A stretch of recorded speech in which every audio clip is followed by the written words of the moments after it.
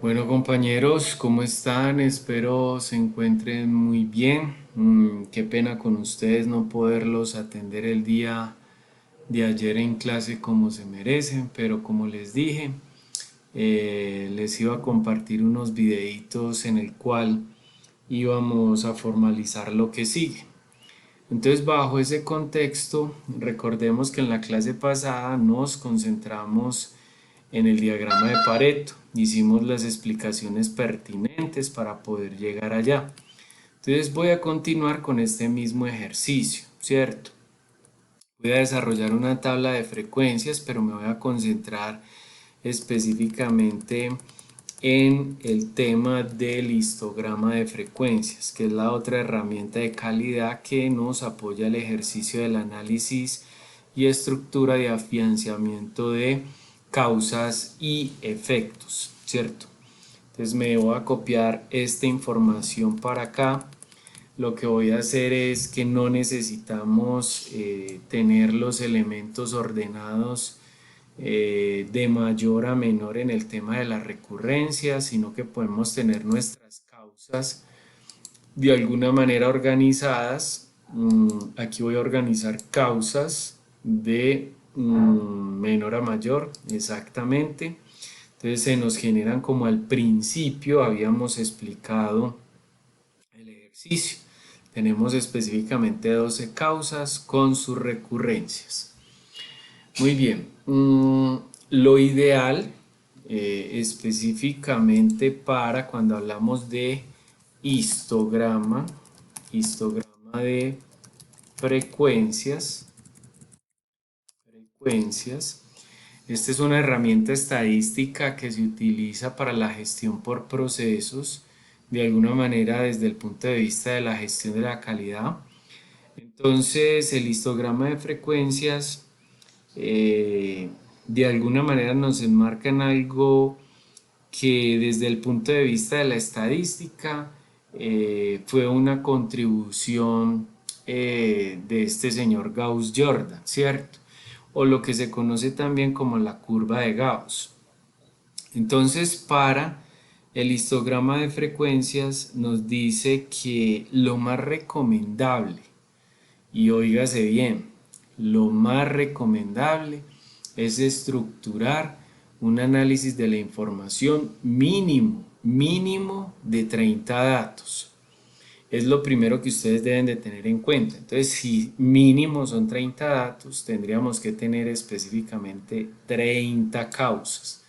Aquí lo vamos a hacer con 12 causas, pues, o 12 datos, para poder explicar de alguna manera la estructura, pero si ustedes se van por este lado, tienen que recoger o por lo menos tienen que desarrollar dentro de la espina de pescado 30 causas, ¿cierto? 30 causas. Y hay problemas que pueden tener ese ejercicio. Si uno realmente coloca todas las 8 variables que explicamos en algún momento, que son las 8 M's, entonces a través de esas 8 M's podría salir eh, elementos relacionados con, ¿cómo vas? Elementos relacionados con 30 causas. Mm, entonces, digamos que para ese ejercicio, pues uno tiene sus 30 datos y obviamente sus recurrencias. Y recuerden que el tema de recurrencias tiene que ver específicamente con la repetición consecutiva de la causa. Y esto y este ejercicio de poder mirar esta recurrencia lo tenemos que formalizar en una hoja de verificación. Primero en la hoja de verificación se recogen los datos y después se lleva al análisis estadístico. Entonces en este ejercicio, digamos que se recogen los 30 datos, entonces hay que construir unos daticos adicionales para poder organizar de alguna manera esa tabla de frecuencias. Necesitamos la muestra, vamos a colocar esto, la muestra, además de la muestra necesitamos el número mínimo, el número máximo de los datos. Necesitamos además el rango de los datos. Necesitamos las clases y necesitamos la amplitud. Vamos a explicar cada una de estas cositas. Listo. Cuando hablamos de la muestra, hablamos específicamente del total de datos. Voy a organizar esto un poquito más amplio para los amigos Magoo. Entonces aquí lo que vamos a utilizar es una fórmula de Excel que nos ayuda con este ejercicio. Pues yo le puedo decir igual contar. ¿Contar qué? Que me cuente estos datos, ¿cierto? Que me cuente para que me diga cuál es el total de la muestra. Entonces ahí en el total de la muestra, a ver, bueno, entonces paréntesis, permítame en un momento acá que me generó un error. Listo, entonces le vamos a decir igual contar y seleccionamos nuestros datos de recurrencia o nuestros datos de causas. Entonces nos dice que hay un total de 12 muestras. Pues eso porque lo sabemos porque son de alguna manera 12 datos desde el inicio. Ahora necesito sacar el número mínimo de la muestra. Entonces le vamos a dar igual min. Igual min. Y seleccionamos igualmente el tema de la recurrencia. Nos dice que el valor mínimo es 3 y vamos con el valor máximo, entonces igual max, ¿cierto? Aquí es más un ejercicio de saber, digamos, algunas funciones básicas de Excel. Entonces igual max y le damos acá paréntesis y nos dice que el número máximo es 45. El rango, por lo general, es la resta entre el máximo y el mínimo. Entonces decimos que 45 menos 3, ese rango nos da un rango de 42. Muy bien. Para el tema de, permítame un momento aquí, muchachos.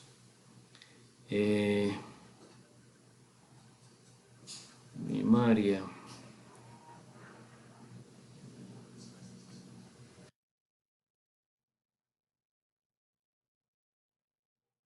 Cuéntamelo.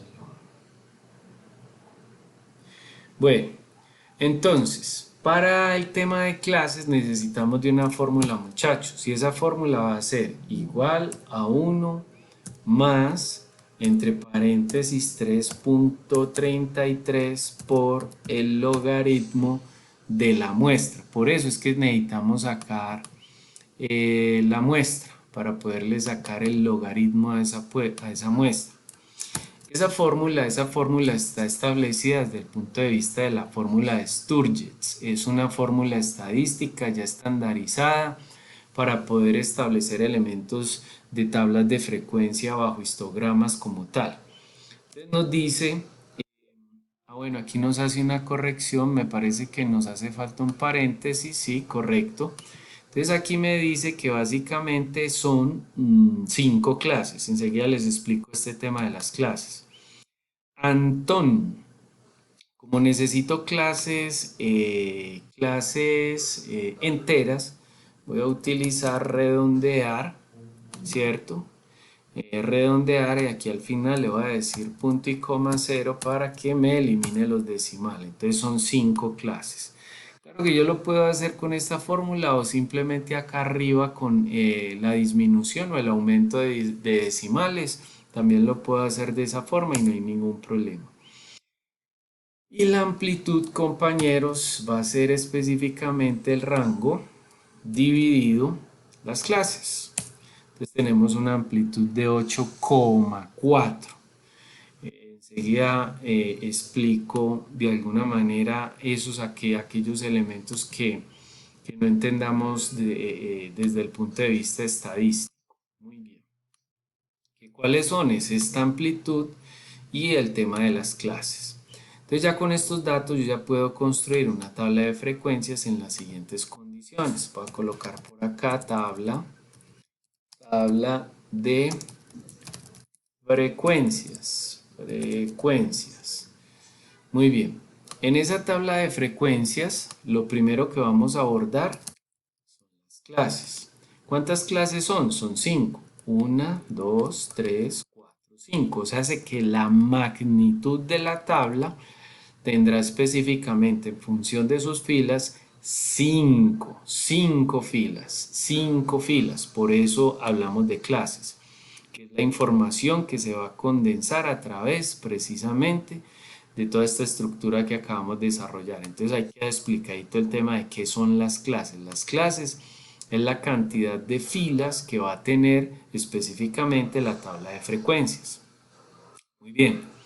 Ahora nos vamos a formalizar un límite inferior y un límite superior. Límite inferior y límite superior. ¿Con qué comenzamos en el límite inferior? A ver, yo que no se me vaya a acabar el tiempo. El límite inferior comienza con el número mínimo. Mírenlo allí. Ese es el límite inferior. Ahí lo seleccioné. Pero el límite superior siempre será el límite inferior más la amplitud. Más la amplitud. ¿Cierto? Entonces ahí tenemos, vuelve y juega. Límite inferior más la amplitud, ¿cierto? Y como la amplitud va a ser igualita para todos, pues lo único que tendremos que hacer es fijar con F4 porque ese número es único para las 5 clases. Entonces aparece siempre 8,4. Ahí lo ven porque fijé la amplitud.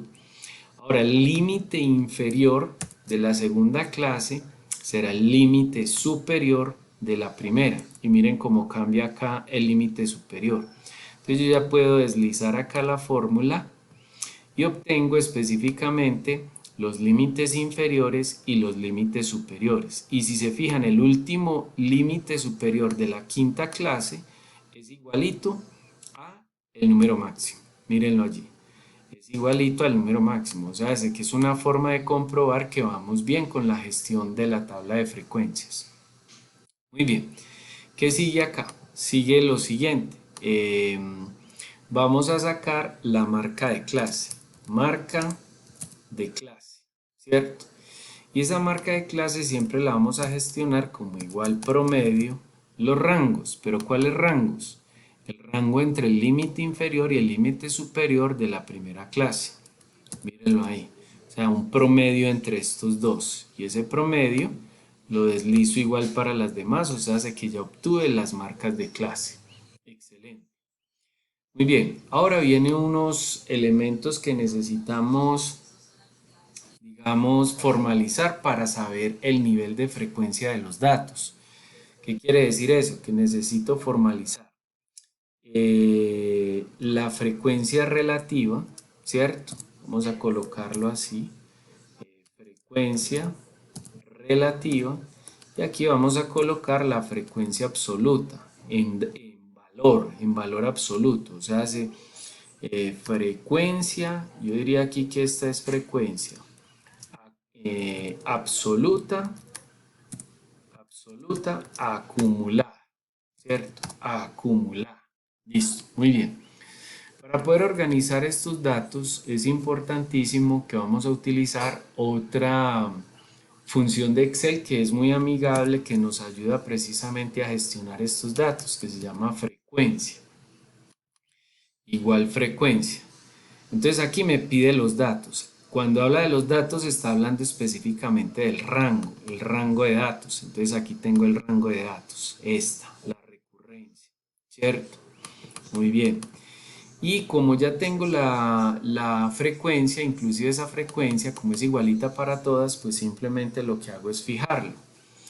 Le doy aquí punto y coma y me dice grupos, pero por grupos solamente vamos a tomar el límite superior, no más, no hay necesidad de tomar nada más. Claro que yo puedo señalar todos los datos de los límites superiores como grupo y no hay ningún problema, pero con ese solo datico es suficiente. Entonces aquí nos genera un 3. Deslizo hasta el final, ¿cierto? Y nos da específicamente los valores de acumulados, esa es la frecuencia acumulada, pero la frecuencia relativa, que es la más importante en función de esta fórmula,